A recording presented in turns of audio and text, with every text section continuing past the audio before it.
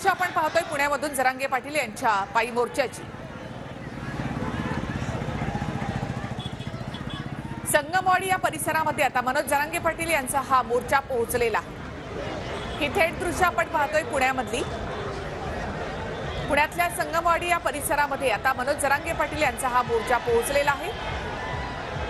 मजलदार बजल करत हा मोर्चा पुण्यामध्ये पोहोचला असून आज तो लोणावळ्यामध्ये मुक्कामी असेल। हजारो मराठा बांधव या मोर्चामध्ये सहभागी झालेले आहेत। पुण्यातल्या या रस्त्यांवर आपण पाहतो हे भगवं वादळ पुढे सरकताना। राज्यभरामधले मराठे या मोर्चामध्ये सहभागी झाले। आपल्या मागण्यांवर मनोज जरांगे पाटील ठाम असून आपण मुंबईमध्ये पोहोचणार आणि तिथे आंदोलन करणार यावर जरांगे पाटील हे ठाम आहेत। एक एक करून मराठा बांधव त्यांच्या या मोर्चामध्ये सहभागी होत आहेत।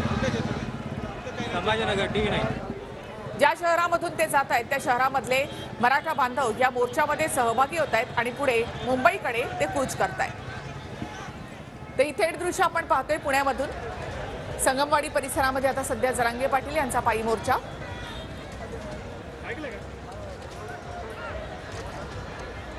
अंतरवाली सराटीमधून निघालेला हा मोर्चा आता पुण्यामध्ये पोहोचलाय। त्यानंतर 26 तारखेला हा मोर्चा मुंबईमध्ये पोहोचणार आहे। आझाद मैदानामध्ये जरांगे पाटील पुन्हा एकदा आपलं उपोषण सुरू करतील। मराठा आरक्षणाच्या मागणीसाठी जरांगे पाटील यांनी हा पायी मोर्चा काढलेला आहे। आरक्षण मिळालं तर त्याच ठिकाणी आनंद साजरा करू असं त्यांनी म्हटलं होतं आणि आता परतणार ते आरक्षण घेऊनच असा इशारा देखील त्यांनी दिलाय।